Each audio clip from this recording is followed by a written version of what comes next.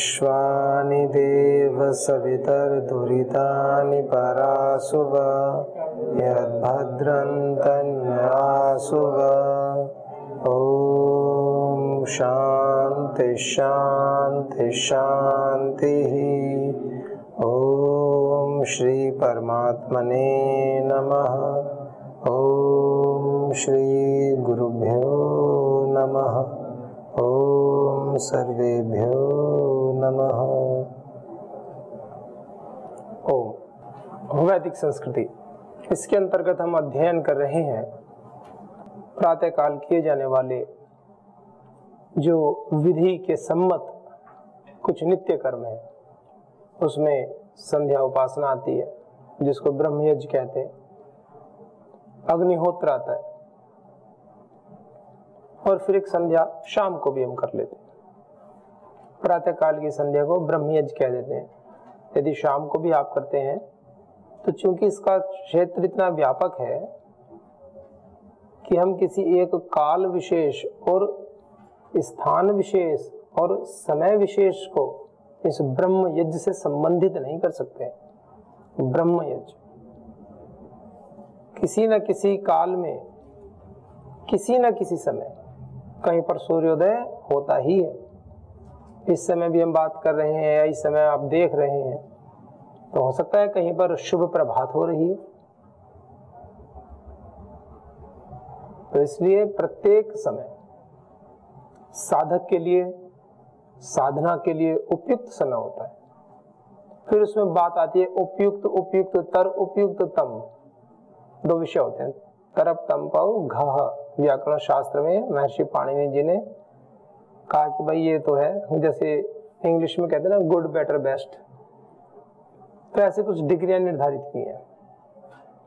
तो ऐसे ही मतलब बेसिक नीड तो साधक के लिए हर समय किसी भी समय कर सकते हो। कुछ कहते हैं कि दोपहर को नहीं होता, जैसे बच्चे को कहते हैं ना पढ़ाई के लिए कि बेटा पढ़ लो, सुबह पढ़ लेंगे, शाम को कहीं पढ़ लो तो पढ़ लेंगे। लेकिन उनको बोलें कि दोपहर में पढ़ लो, 2 बजे पढ़ लो, गर्मी का महीना हो, भोजन किया हो 1 बजे, गर्मी का महीना हो, मई जून जुलाई चल रही हो, और उनसे कहें कि बेटा 2 बजे 3 बजे आप बैठ करके याद करो, पढ़ लो, लिख लो, तो कहेंगे जी मन नहीं लग रहा है, ऐसे कहते हैं।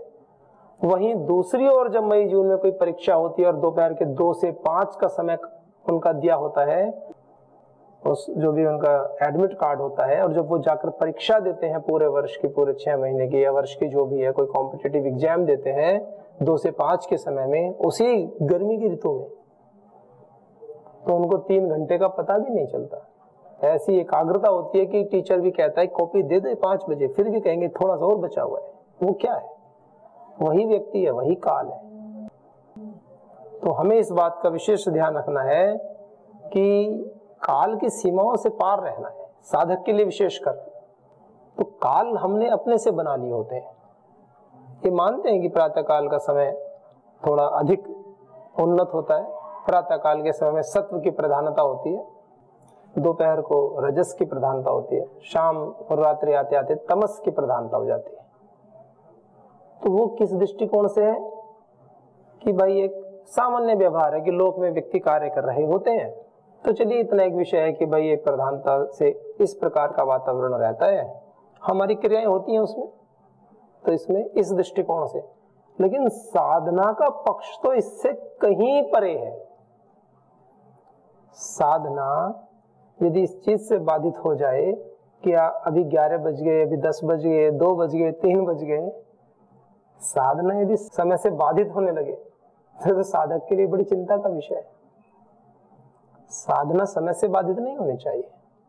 साधना तो जब समय मिले तभी शुरू हो जानी चाहिए और हर समय होनी चाहिए, वही साधना। राध साध संसिद्धौ धातु है, अच्छे प्रकार से, केवल ऐसे ही सिद्ध नहीं, अच्छे प्रकार से। ये तो बहुत ऊपर के स्तर पर एक बात कही जाती है ताकि जिन व्यक्तियों का मन नहीं लग रहा हो उनका भी मन लग जाए। क्योंकि प्रातः काल का समय होता ही अद्भुत समय है ना। पूरी प्रकृति हमारे सामने अपना अस्तित्व, अपना सुंदरतम स्वरूप प्रदर्शित करती है। मतलब कुछ ऐसे है बाहरी विषय। तो जैसे आप नहा करके आए, तो जैसे नहा करके आते हैं उस समय का 10 मिनट 15 मिनट आधा घंटा एक ताजगी, एक फ्रेशनेस होती है, बस इतना ही है। ताजगी से भरा रहता है, ओत प्रोत। 2 बजे मिलो, 4 बजे मिलो, रात को 10 बजे मिलो, हर समय एक अलौकिक वातावरण उसके चारों ओर, उसके अंदर निर्मित रहना चाहिए। जो ब्रह्म यज्ञ है, हम संध्या उपासना करते हैं, क्या तात्पर्य है इसका? इसका यही तात्पर्य है कि हे प्रभु, मंत्रों का भी पाठ ऐसे ही करते हैं हम। प्राची दिग्निरधिपति, प्राची दिशा में, पूर्व दिशा में। और क्या व्याख्या करते हैं हमारे ऋषि? कहते हैं प्राची दिशा का अर्थ केवल पूर्व दिशा की ओर नहीं है, जिधर ब्रह्मचारी का, जिधर साधक का मुख हो वो दिशा प्राची दिशा। केवल एक सूर्य से सीमित नहीं करते ब्रह्मचारी को, इतनी बड़ी उपमा दी गई है ब्रह्मचारी को। कहा जिधर आपका मुख हो वो दिशा प्राची दिशा, वो दिशा पूर्वाभिमुख। उस आपके चेहरे जिधर है वहीं सूर्य उदय होगा, होंगे कहीं तो हो रहे होंगे। मतलब आपको किसी सीमा से भी नहीं बांधा। फिर तो कोई कहीं भी मुंह करके, कोई दक्षिण दिशा की ओर मुंह करके कर सकता है, कोई पूर्व की ओर। तो एक सामान्य विधान कर दिया कि चलो अभी तक धरती पे हो, मृत्यु लोक में हो, अभी बहुत बड़े सिद्ध नहीं हुए हो, तो अभी जो साधना काल में, तो चलो भगवान सूर्य तो है ही ना हमसे बड़े, तो सूर्य अभिमुख होकर के हम कर ले। इस दृष्टिकोण से व्याख्या करते हैं। और जब साधक साधना की पराकाष्ठा में हो जाता है तो फिर वो इन सब दिशाओं से, काल से पार होता है। एक वो सुनते ना, चल पड़े जिधर 2 पग डग में, उठ पड़े कोटि पग उसी ओर। जिधर 2 पैर चल गए उधर ही। ये क्या है? ये बातें कहते हैं कि जब एक साधक, एक तपस्वी व्यक्ति कोई कार्य करता है और जिधर वो चलता है समाज उसके पीछे चल लेता है, जिस दिशा में वो जाता है। फिर वो व्यक्ति ये नहीं सोचते कि सही कर रहे हैं कि गलत कर रहे हैं, क्योंकि वो उससे पार चले जाते हैं। एक विश्वास, एक श्रद्धा का भाव उत्पन्न हो जाता है। जैसे परम श्रद्धेय स्वामी जी महाराज आज पूरी दुनिया को बता रहे हैं कि प्रातःकाल उठो, योग करो, इन बीमारियों को दूर करो, इस आसन को ऐसे करो। तो कोई, मैं देखता हूँ शिविर में, आप भी सब देखते हैं, आपके भी अपने अनुभव है, कोई ऐसे नहीं कहता जी नहीं ये अनुलोम विलोम ऐसे नहीं करेंगे, हम तो बाईं नाक से श्वास लेना प्रारंभ नहीं करेंगे, हम तो दाईं से करेंगे, या हम तो बंद करके करेंगे। कोई नहीं कहता। जैसा कहते हैं वैसा करते हैं। जो आलोचक है वो भी विधि में हस्तक्षेप नहीं करते। वो यूं तो कह सकते हैं करने से लाभ नहीं होता जी, ये तो ऐसे ही कहते हैं, क्योंकि विरोधी है, विरोध में बोलना ही है, खुद करके आएंगे और ऐसे उल्टी उल्टी बातें करेंगे। लेकिन विधि का अतिक्रमण वो भी नहीं करते, विधि में हस्तक्षेप वो भी नहीं करते। कपालभाति ऐसे करनी चाहिए, श्वास को छोड़ के, विधि में हस्तक्षेप नहीं करेंगे। वो यूं नहीं कहेंगे कपालभाति छोड़ के नहीं, लेके करनी चाहिए, ऐसे नहीं बोलेंगे वो भी, क्योंकि उनको भी अंतर मन में कहीं ना कहीं ये विश्वास है कि जो कर रहे हैं वो सही कर रहे हैं। तो मैं ये बात बताना चाह रहा हूं कि जो भी हमारे आसपास, हमारे पूरे एक वातावरण एक ऐसा निर्मित हो जाता है एक साधक के आसपास, जो सिद्ध पुरुष होते हैं उनके आसपास, साधक की पराकाष्ठा सिद्ध और क्या है? जो साधक होते हैं वही अपने गुणों में, शुभ आचरणों में जब बरतते रहते हैं, निरंतर पुरुषार्थ करते रहते हैं, तो एक दिन वही सिद्ध पुरुष बन जाते हैं। तो सिद्ध पुरुष ऐसे थोड़ी ऊपर से एकदम उतर के आते हैं, पुरुषार्थ करते हैं। तो जो सिद्ध पुरुष होते हैं उनके आसपास का जो वातावरण होता है, एक अलौकिक दिव्य ऑरा उत्पन्न होता है। तो उस क्षेत्र में जितने भी आते हैं सभी सहज प्रभावित रहते हैं उनसे, और हो ही जाते हैं। हम सब है ना उदाहरण, परम श्रद्धेय श्री स्वामी जी महाराज के पावन सानिध्य में हम सब हैं, तो इस बात का सीधा सीधा ज्वलंत प्रमाण है। उनके द्वारा बताए गए मार्ग पर चलने का, कुछ तो पूरे जीवन को लेकर के आगे कि हम तो चलो महाराज श्री जी के पावन सानिध्य में ही उनके संकल्पों को मूर्त रूप देने के लिए हम प्रस्तुत हैं। कुछ ने कहा कि परम पूज्य श्री स्वामी जी ने जो कहा है, जिस विद्या को पढ़ने के लिए कहा है, हमारी प्राचीन विद्या है, हमारे ऋषियों की विद्या है, चलिए हम इस विद्या को पूरा पढ़ेंगे। हर व्यक्ति अपने अपने हिसाब से तो सहयोग कर ही रहा है। जो यहाँ नहीं भी आ पाए हैं, जो अपने क्षेत्र में घर परिवार के कर्तव्यों को, जिम्मेवारियों को निर्वहन कर रहे हैं, वो इस संगठन के माध्यम से कार्य कर रहे हैं कि चलिए हम पूरा आ नहीं सकते, अब हमारी आयु नहीं है पढ़ाई की, हम पढ़ नहीं सकते, तो चलिए हम अपने बच्चों को अच्छी शिक्षा देंगे, या हम स्वयं संगठन के माध्यम से जुड़ करके जो भी विहित कर्म, ऋषिकृत कर्म हमारे लिए निर्धारित हैं, हम उनकी अनुपालना सुनिश्चित करेंगे। मतलब हर व्यक्ति अपने स्तर पे तो कार्य कर ही रहा है, यही तो होता है ऋषियों का तप। तो ये संध्या उपासना जब हम करते हैं, एक तो होता है कि हम किस भाव से कर रहे हैं, क्योंकि ये स्वतंत्रता हमें जो मिली हुई है संध्या उपासना करने की, ये कितनी छोटी छोटी सी बातें होती हैं, रोज भी कहें हम, क्योंकि जैसे श्वास प्रतिपल आवश्यक है, तो ये बातें, ये कर्म प्रति क्षण आवश्यक है मनुष्य जीवन के लिए, और प्रत्येक व्यक्ति के लिए आवश्यक है। ऐसा नहीं कोई कहे नहीं मेरे लिए नहीं, ये पशु है उनकी बात नहीं कर रहा हूँ, मनुष्य की बात कर रहा हूँ, क्योंकि मनुष्य ही कर सकते हैं। ऐसे तो आजकल बहुत दिखाते हैं, छोटे छोटे किसी तोते को बोलना सिखा देंगे राम राम, उससे बात करो तोते से तो कहेगा वो राम राम, राम राम बोलो तो रिप्लाई करेगा वो भी राम राम। ऐसे किसी छोटे से बंदर के बच्चे को सिखा देंगे, कोई आएगा तो वो ऐसे पैरों में सिर टिका करके नमस्ते करेगा, लेकिन वो पाप और पुण्य से अलग है। वो तोता राम राम कितना भी रटे, उसका मोक्ष राम राम कहने से नहीं हो सकता, क्योंकि भाव नहीं है ना। उसको तो अभ्यास करा दिया राम राम, उसको राम का अर्थ नहीं पता ना। कोई भावना नहीं कर सकता कि मैं ईश्वर के नाम का स्मरण कर रहा हूं और अब मेरी भावनाएं पवित्र हो रही हैं और ये भगवान का नाम है, मुझे इस कर्म के बंधन से मुक्त कर देगा। और उसका तो कर्म का बंधन ही नहीं है बेचारे का, वो तो भोग ही नहीं है। ये कहते हैं ना बड़े सामान्य विषय में कि कुत्ते का तो काटना और चाटना बराबर है। चाट ले तो कोई पुण्य नहीं मिलेगा, काट ले तो कोई पाप नहीं लगेगा, क्योंकि वो योनि को पाप पुण्य से अलग रख दिया परमात्मा ने। मनुष्य को एक ऐसा बनाया है कि जो पाप और पुण्य का सृजन कर सकता है, पापों का विसर्जन कर सकता है, पुण्यों का सृजन कर सकता है। ऐसी अद्भुत सामर्थ्य संपूर्ण सृष्टि में केवल मनुष्य को दी गई है। ये बात अगर समझ में आ जाए अंतर्मन की गहराई से, तो इस पथ पर चलना बड़ा सरल हो जाता है। इस दिव्य पथ का अनुसरण करना बड़ा सरल हो जाता है। सारी बाधाएं जो भी आ रही हैं मार्ग में, सबको स्वीकार करते हुए प्रसन्नता के साथ आगे बढ़ा जा सकता है, अगर ये बात समझ में ठीक ठीक आ जाए। नहीं तो बस नाव बीच में डोलती रहती, समझ ही नहीं आता,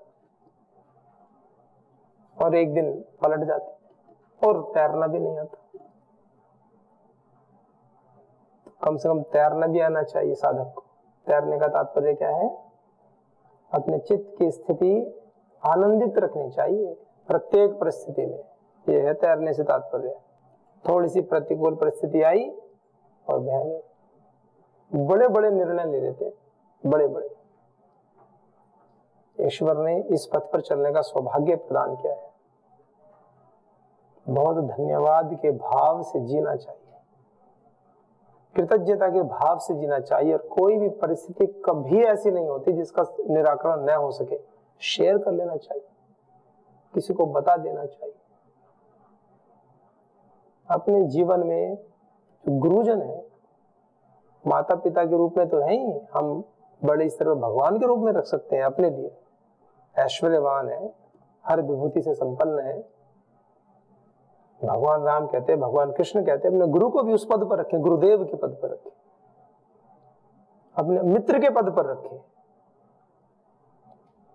उनसे अपने मन की बात बता दें, जैसे माता पिता गुरुजनों से बताते हैं, उस भाव से बता दें, शेयर कर लें। लेकिन अपनी यात्रा को कहीं से कहीं भी बाधित न होने दें। अपने वरिष्ठों से बता दें, लेकिन यात्रा में विघ्न नहीं, यात्रा में बाधा नहीं। मतलब आप कितना भी चिंतन करो इस विषय में ना, वो शब्द नहीं मिलते इसमें कहने के लिए। हम और क्या कह सकते हैं? हम आज जहां पर हैं, हम सब, ये हमारी आज तक की यात्रा का परिणाम है। आज जहां पर हम हैं, जहां हम खड़े हैं, जो हमारी आंतरिक स्थिति है, आप सोचोगे नहीं तो जैसे अभी तो ठीक है, 20 साल बाद सुधर जाएगी। अरे 20 साल बाद भी नहीं सुधरेगी अगर नहीं सुधारा आज तो, क्योंकि आज जो प्रवृत्ति है वो आज की नहीं है, वो अनंत काल से, जब से आपका जीवन चल रहा है इस संसार चक्र में, तब से अब तक लगातार बनी हुई है। और वो आज जिस स्थिति में है वो परिणाम स्वरूप है, वो कोई प्रारंभ नहीं है, वो परिणाम है। आज नहीं रोकोगे अपनी उन प्रवृत्तियों को जो बाधक है इस मार्ग में, कहोगे बाद में रोक लेंगे, बाद करते करते करते करते तो करोड़ों वर्ष निकल गए हैं, अब तो प्रारंभ करना है। कब तक भागेंगे इस पथ से? अल्टीमेट पथ तो यही है, लौट के तो इसी पे आना है। अब आ जाओ, चाहे 1 करोड़ साल के बाद आ जाओ, समय की सीमा नहीं है, ये बंधन ऐसा है, कर्मों का बंधन संसार का ऐसा है, सीमा नहीं है इसकी कि 50 साल बाद आएंगे, 100 साल बाद आएंगे ना। चाहे 1 करोड़ साल लगे, चाहे 100 करोड़ साल लगे, चाहे एक सृष्टि का प्रलय हो जाए, चाहे 1000 सृष्टि का प्रलय हो जाए, अंततः जो शब्द बोलते हैं अल्टीमेट, अंततः आना तो इसी पथ पर है। क्योंकि प्रत्येक जीव की मूल मांग है आनंद, सुख, शांति, पीस। प्रत्येक, जब तक हम चाहते हैं उस मांग को दबाते रहते हैं, दबाते रहते हैं, दबाते रहते हैं। 4 प्रकार के पुरुष होते हैं ना।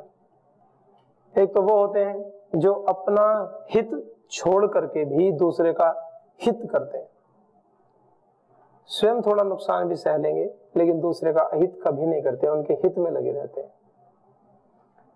एक व्यक्ति वो होते हैं जो दूसरों का उपकार तो करते हैं लेकिन अपना अहित नहीं होने देते। वो कहते हैं देखो मैं अपना तो बैलेंस बना करके कि अपना नुकसान ना हो, दूसरे का लाभ हम करेंगे लेकिन अपना नुकसान वो नहीं होने देते। वो होते हैं, वो भी ठीक है। एक तीसरी कोटि के वो होते हैं जो अपने हित के लिए दूसरे का अहित भी कर देते हैं कि मेरा लाभ हो जाए चाहे भले ही दूसरों की हानि हो। और एक चौथे तो ऐसे अधम कोटि के लोग होते हैं जो ना तो अपने हित की परवाह करते ना दूसरे के, और दूसरे का अहित करना है उनको, अपना हित भी नहीं करना, अपना हित नहीं करना लेकिन दूसरे का हित ना हो, इसमें लगे रहते हैं। बिल्कुल अधम कोटि, उनको सबसे नीचे की निकृष्ट कोटि में डाल दिया आचार्य ने। सबसे अच्छी कोटि बताई कि अगर अपना थोड़ा बहुत नुकसान हो भी जाए तो भी कोई बात नहीं लेकिन परोपकार में लगे। दूसरी कोटि बता दी, चलो अपना तो नुकसान नहीं करते लेकिन दूसरे का हित करेंगे, लेकिन अपना नुकसान ना हो इस बात को ध्यान में रखते हुए करेंगे। तीसरे अपना अपना लाभ करेंगे भले ही दूसरों का नुकसान हो जाए, इसकी परवाह नहीं करेंगे। और चौथे तो ये परवाह नहीं करते कि मेरा लाभ हो, दूसरे का नुकसान हो जाए बस अकारण।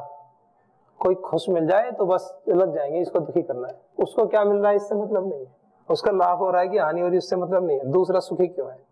जैसे बच्चे करते हैं, कभी कभी कोई निकल के जा रहा है आगे से, उसको कोई मतलब नहीं उससे, बस टांग में टांग अड़ा देंगे आगे बढ़ा के और गिर जाएगा, क्या मिला उसको, दूसरे को चोट लग जाएगी। मतलब केवल और केवल दूसरे व्यक्ति को नुकसान पहुंचाना जिनका उद्देश्य होता है, उनको व्यक्तिगत कोई लाभ नहीं हो रहा उससे। ऐसे भी है, कितने प्रकार के व्यक्ति हैं संसार में। ये हमारे ऊपर निर्भर करता है कि हमें किस कोटि में आना है। प्रत्येक व्यक्ति का व्यक्तिगत विषय, और वो जानते हैं, ये आत्मचिंतन हमें करना चाहिए।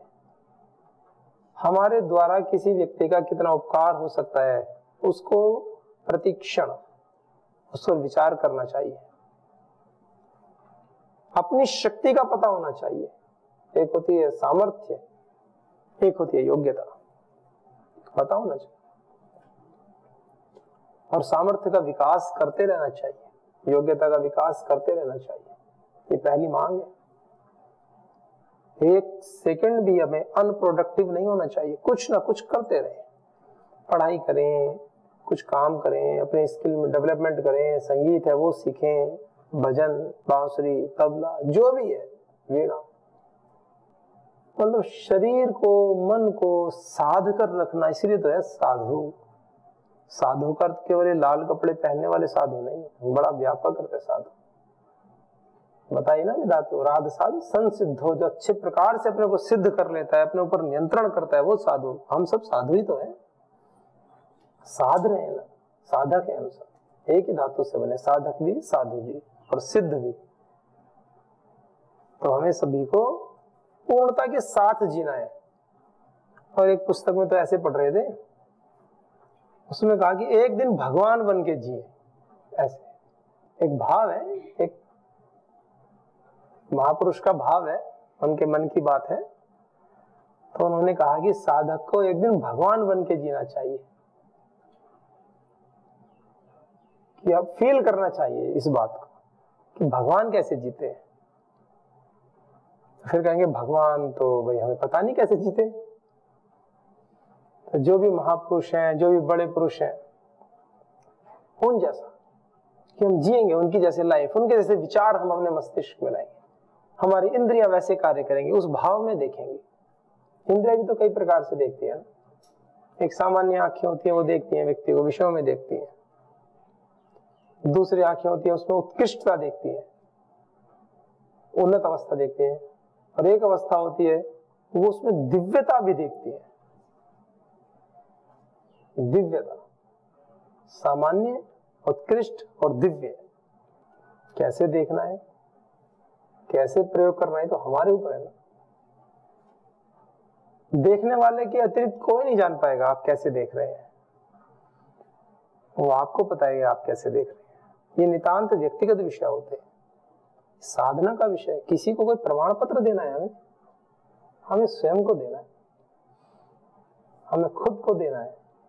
हमें किसी को संतुष्ट नहीं करना, लेकिन स्वयं को संतुष्ट किए बिना यात्रा आगे नहीं बढ़ेगी, खोखले से रहेंगे और फिर एक दिन गुब्बारे की तरह फूट जाएंगे, हाथ में कुछ नहीं आना।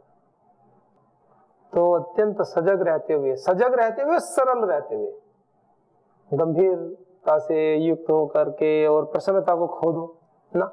गंभीर भी, प्रसन्न भी। सरलता, सहजता, गंभीरता, प्रसन्नता आवश्यक है। बिना गंभीरता के भी बात नहीं बनेगी। अपने विषय के प्रति गंभीर ना हो, गंभीरता से सजगता आती है, इसलिए कह रहा हूं। पेपर में आप गंभीर होते हो, पेपर में एग्जाम देते समय कोई हंसते बोलते थोड़ी रहते हैं, कोई ऐसे थोड़ी बहुत लाइट मूड में रहते हैं, बड़े गंभीर सजग होते हैं।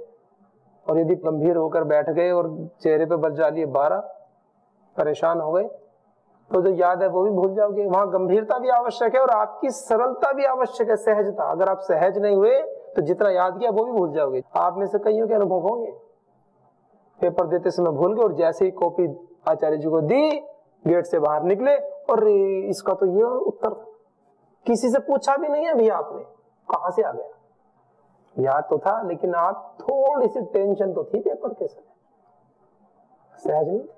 तो गंभीरता और प्रसन्नता, प्रसन्नता बोलो, सहजता बोलो।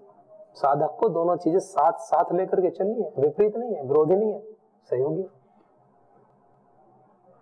तो संध्या उपासना की जो विधि है अत्यंत आवश्यक है हमारे जीवन में, एक बैलेंस बनाती है। प्रातः काल से उठ करके ही परमात्मा का भजन करना, उनके प्रति अपनी कृतज्ञता व्यक्त करना कि हे प्रभु एक बार फिर मैं तैयार हूं, रोज उठ करके आज फिर मैं रेडी हूं, आज फिर करते हैं आपकी उपासना, संध्या उपासना, आज फिर इस जीवन को उत्सव बनाते हैं, आज का दिन पूरे दिल खोल कर जिएंगे। आज एक क्षण भी हम ऐसा दुरुपयोग नहीं करेंगे कि आपसे हम दूर चले जाएं।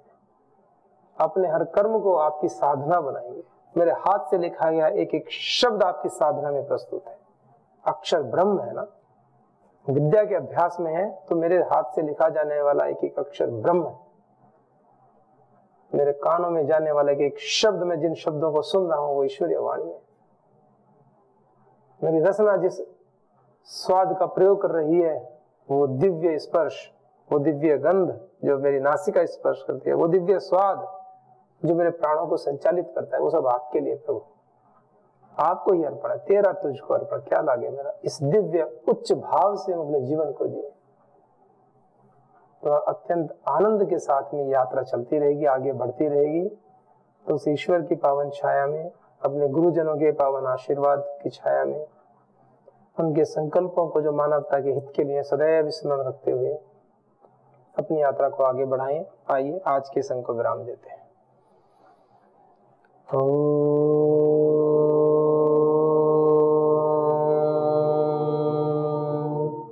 शांति शांति शांति। ओम श्री परमात्मने नमः। ओम श्री गुरुभ्यो नमः। ओम सर्वेभ्यो नमः।